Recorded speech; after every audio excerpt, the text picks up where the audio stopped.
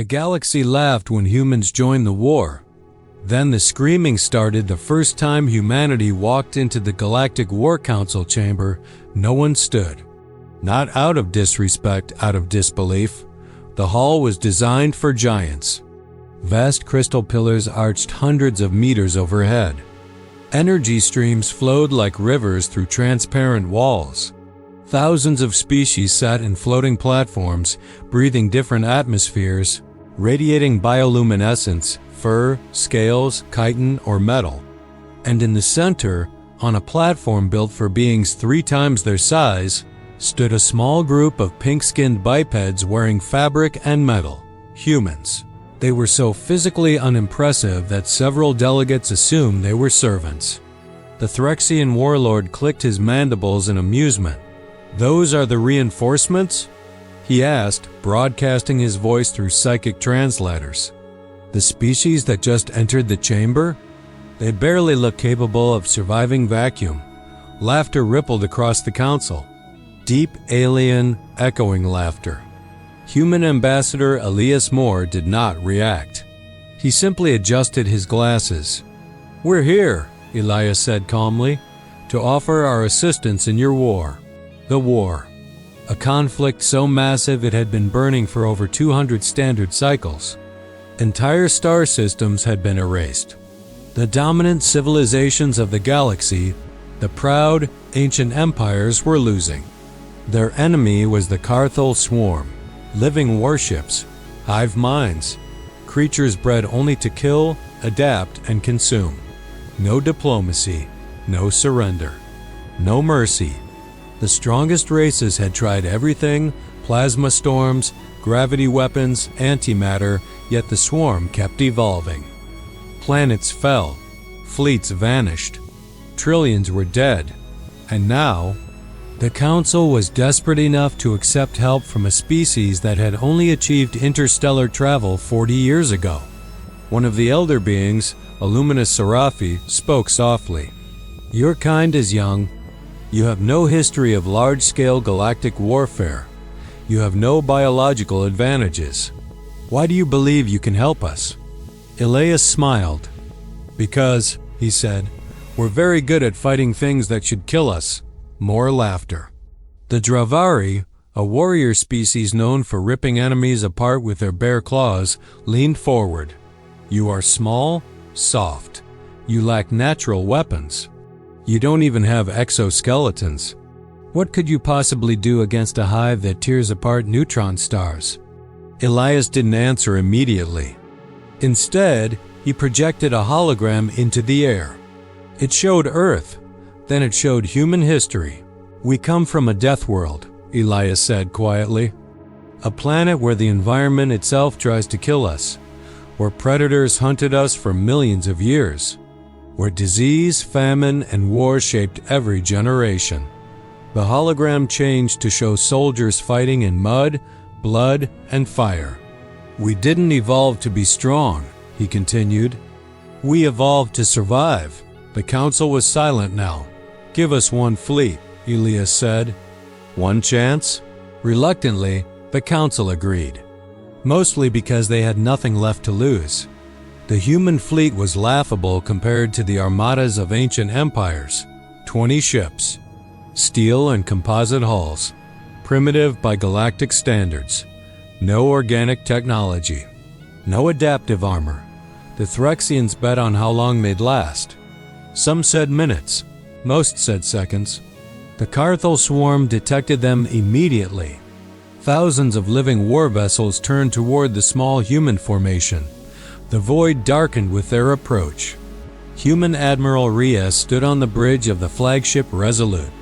"All ships," she said calmly, "initiate Phase 1. The alien observers expected shields or retreat. Instead, the human ships turned off their energy signatures. They went dark. Then they accelerated straight into the swarm." "What are they doing?" the Seraphi whispered. The swarm fired. Organic beams of antimatter ripped through space. But the humans weren't trying to dodge. They were trying to get hit.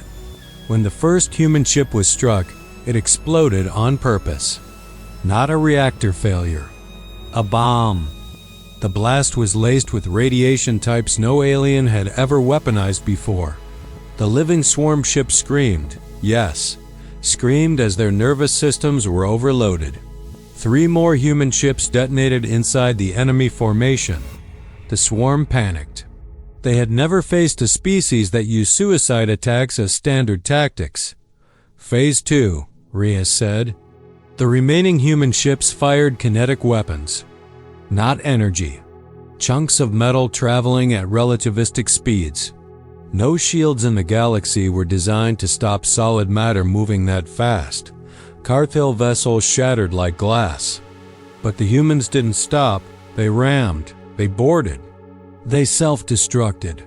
They fought with a ferocity that made no biological sense. Alien observers watched in horror as humans, knowing they were going to die, still charged forward.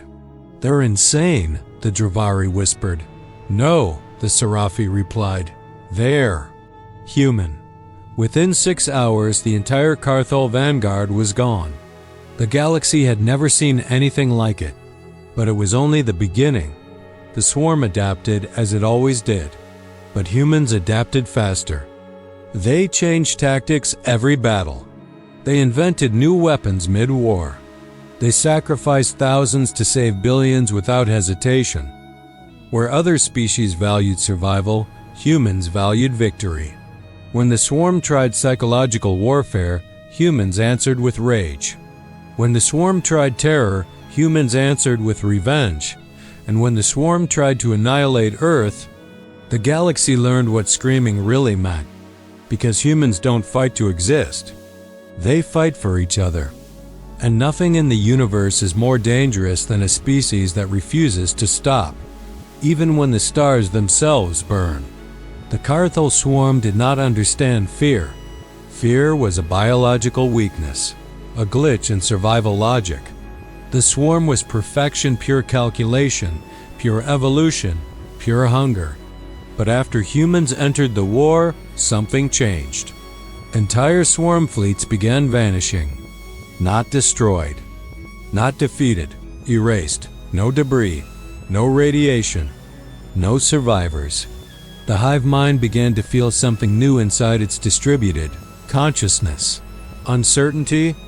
And uncertainty was the first step toward terror. On the human homeworld Earth, the skies were never dark. Thousands of orbital factories floated above the planet, forging warships day and night. The oceans glowed with underwater shipyards.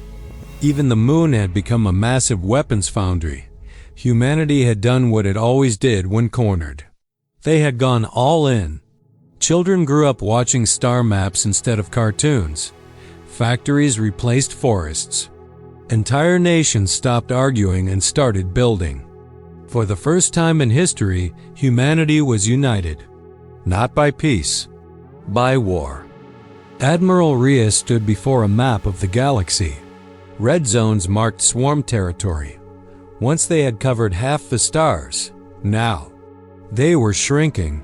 But the cost was terrifying. Casualty count? She asked. An officer swallowed. 38 million human lives in the last 3 weeks. Reyes nodded slowly. Acceptable. Not because she didn't care. Because if they stopped, Earth would be next. The swarm launched its counteroffensive. Millions of bioships surged toward human-controlled systems, but this time, they didn't go for fleets. They went for colonies. Cities burned. Space stations were consumed. Entire human populations were harvested. The swarm had learned. Humans were not afraid of death, but they were afraid of losing each other. The hive mind believed it had found their weakness. It was wrong. When Earth received footage of a human colony being devoured, there was no panic. There was no despair. There was only silence, then rage. The first retaliation was called Operation Black Sun. No alien race was invited to watch. Human fleets entered swarm territory carrying weapons so classified, even their own crews didn't know what they were.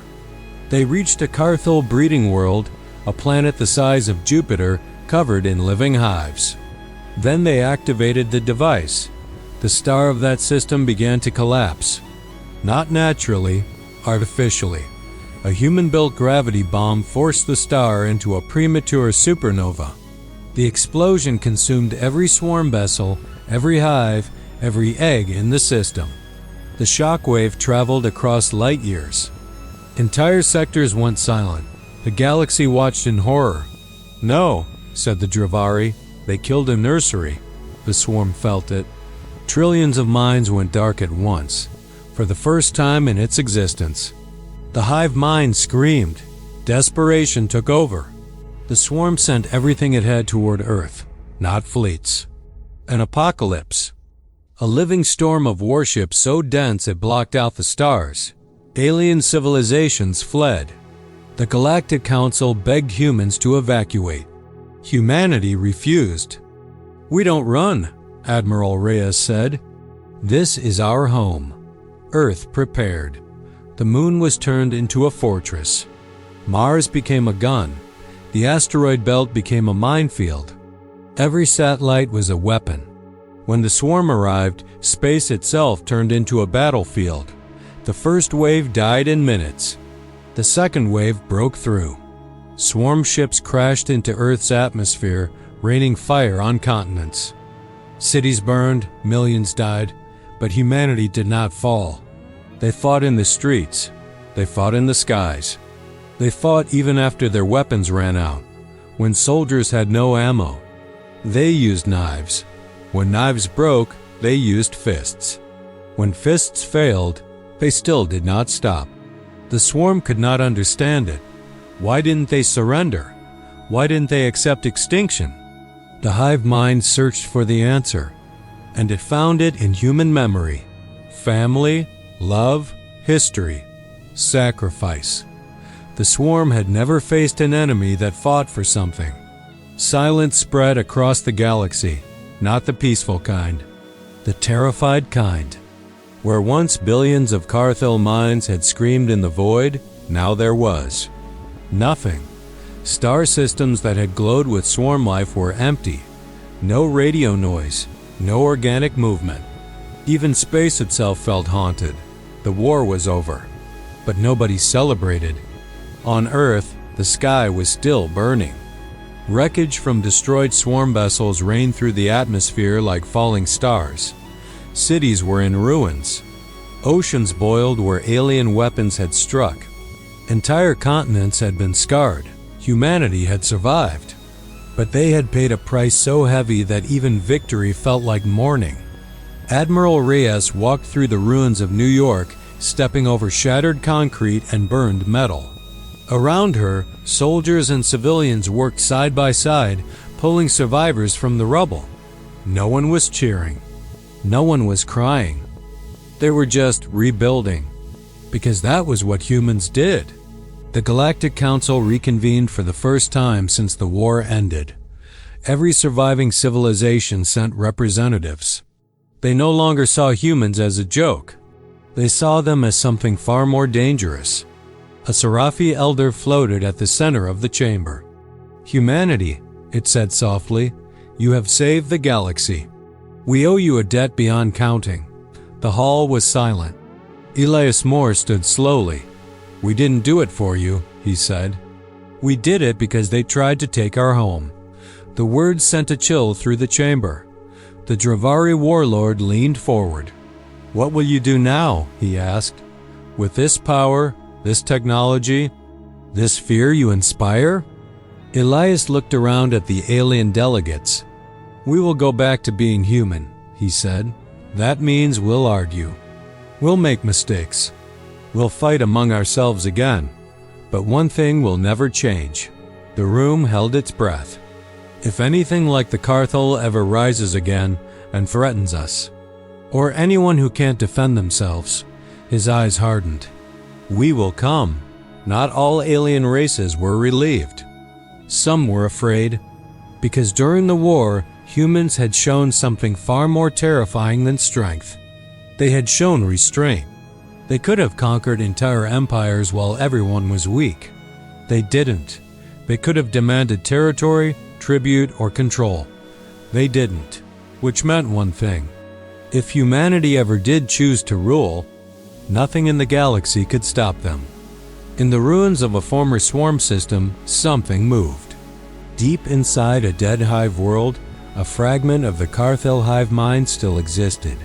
Damaged, broken, but alive. It remembered the humans, the explosions, the fire, the pain. And for the first time in its endless existence, the swarm felt hatred. On Earth, children were being born into a new age.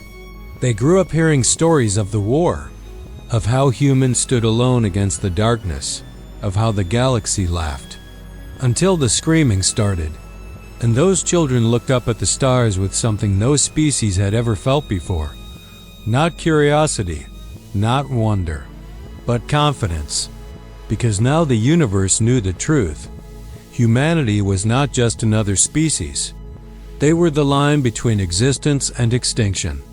And whatever horrors waited in the dark, they were no longer afraid. The galaxy believed the nightmare was over. They were wrong. Far beyond the borders of mapped space, in a region where even light struggled to escape, something ancient stirred. The Carthel swarm had not truly died. It had fractured. When humanity destroyed the hive systems, the central intelligence shattered into thousands of independent fragments. Most were wiped out, but one survived, and it was learning. This fragment did not think like the old swarm. It remembered pain. It remembered defeat. It remembered humans. And that memory changed everything. The fragment began to grow quietly, hiding in dark star systems. It no longer used massive fleets. It no longer announced its presence. It infected. It infiltrated. It studied. It took abandoned alien worlds and turned them into silent factories. It created a new breed of Carthel, not massive, but smart. Not countless, but perfect. Its goal was no longer just to consume. Its goal was revenge. Meanwhile, humanity was rebuilding. Earth had become the capital of a new galactic defense alliance. Human engineers shared technology. Human fleets patrolled the borders of known space. The galaxy slept easier knowing humans were watching. But something strange began happening. Remote outposts went dark. Long-range probes vanished. Alien ships sent to investigate never returned. At first, everyone blamed pirates. Then entire systems stopped responding. Admiral Reyes stared at the star map as red dots began to blink out one by one. "This isn't random," she said quietly. "Something is hunting us." The first proof came when a human scout ship limped back into known space. Its hull was torn open, its crew gone. Except for one survivor, a young ensign, shaking, bloodied, barely alive. "They didn't attack us," he whispered. "They waited." The room went silent. "They let us see them, let us record them, let us escape." "Why?" someone asked. "So we would know." His eyes filled with terror. "So we would be afraid." The footage was played. What appeared on the screen was not the old swarm. These Carthel were smaller, faster, and terrifyingly organized. They moved in perfect formations. Their ships adapted in real time to weapons. They anticipated attacks before they happened. "They learned from us," Reyes whispered. "They learned from humans." The fragment of the hive mind watched from the dark. It had studied human warfare, human psychology, human cruelty, and it had adopted it.